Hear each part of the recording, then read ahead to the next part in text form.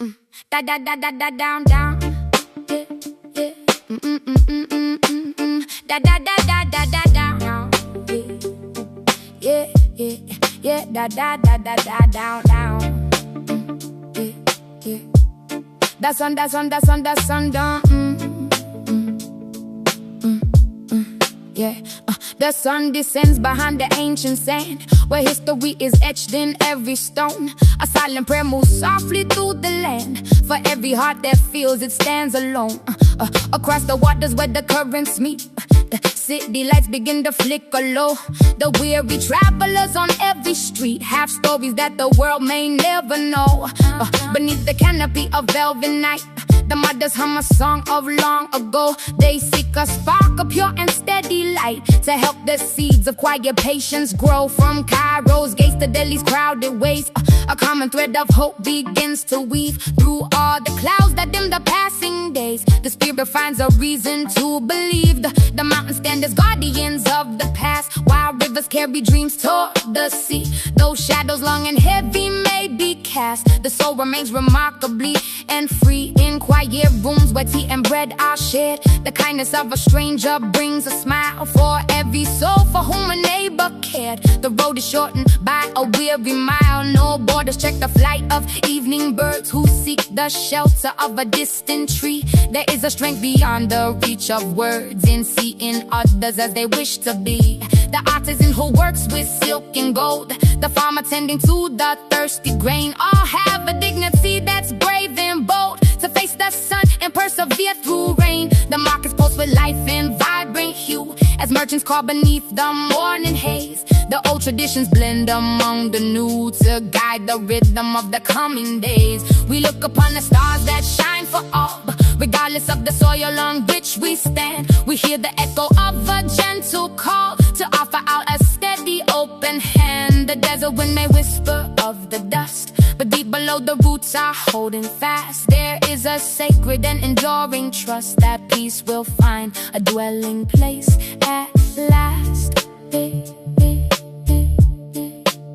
Through every valley where the mist resides, and over plains where golden harvests glow, a sense of shared humanity abides in every ebb and every steady flow. The children play within the narrow lanes, their laughter ringing clear against the sky. A joy that overcomes the hidden pains and looks toward the future with a sigh. The scholar reads by light of glowing oil, the sailor watches for the northern star. Through all the hours of their daily toil, they wonder what the neighbors seek afar. The bridges stretch across the wide expanse to join the hearts that live on either side. Life moves within a grand and complex dance where no one has a single thing to hide. The gardens bloom with jasmine and with rose, their scent a balm upon the heavy air. As every quiet evening comes to close, we recognize the burdens that we share. The silver moon reflects upon the deep, a mirror for the restless world below. While all the city's many dwellers sleep, the seeds of deep compassion start to grow. Though many paths may lead us to the rim of oceans vast or mountains high and steep, the light of hope shall never once grow dim, while there are promises for us to keep.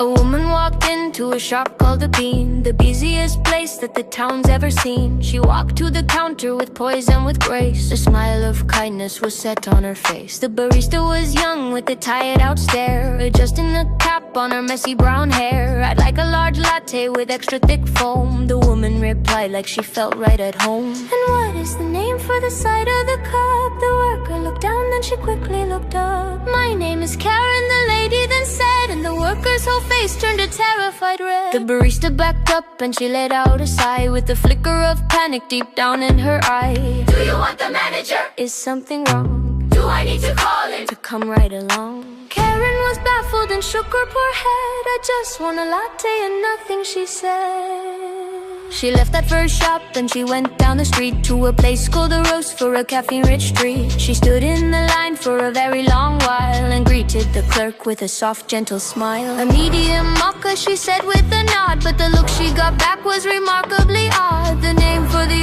order, the clerk asked in fear, as if a great storm was beginning to near. "It's Karen," she whispered, and everyone turned, as if a great secret had finally been learned. The clerk grabbed the phone with a shaky, wet hand. "The manager's coming. He'll understand." I don't want a boss. Poor Karen did cry. I just want some mocha before I go dry. She ran from the shop as the sirens began, developing quickly a brand new type plan. She found a third shop called the Frothy Delight, where the windows were clean and the neon was bright. She straightened her coat and she smoothed down her hair to hide all the traces of social despair. The man at the register offered a grin and asked for the order she wanted to win. "A caramel drizzle," she said with a spark, feeling the light coming out of the dark. "And what is the name?" he asked with a pen, ready to write it and ask her again. She opened her mouth to say Karen once more, but she thought of the managers hitting the floor. She thought of the panic and thought of the dread, and chose a new identity right in her head.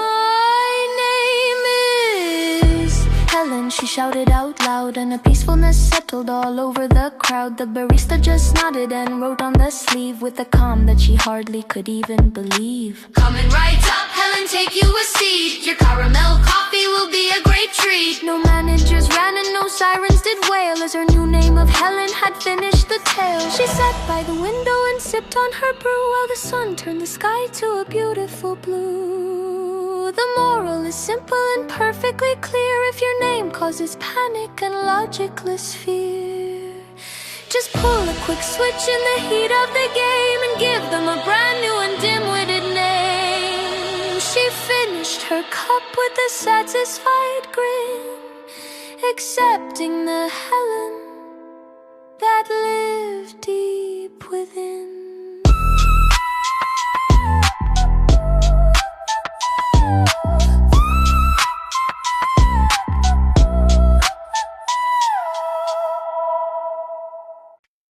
She only lies to you, your pity is her high. All she will do is cause you pain by telling another lie. As long as you will pity her, your sorrow brings her bliss.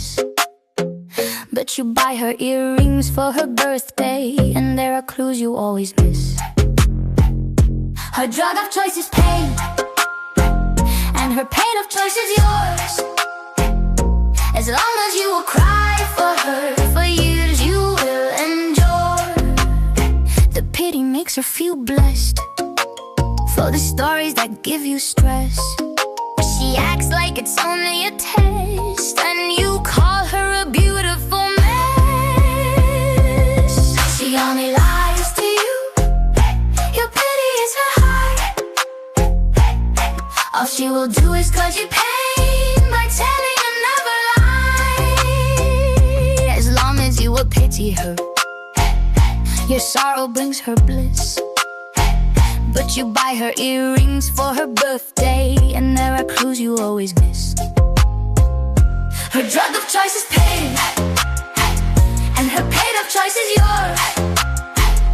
As long as you will cry for her, for years you will endure. Her pity makes her feel blessed for the stories that give you stress. She acts like it's only a test, and you call her a beautiful mess.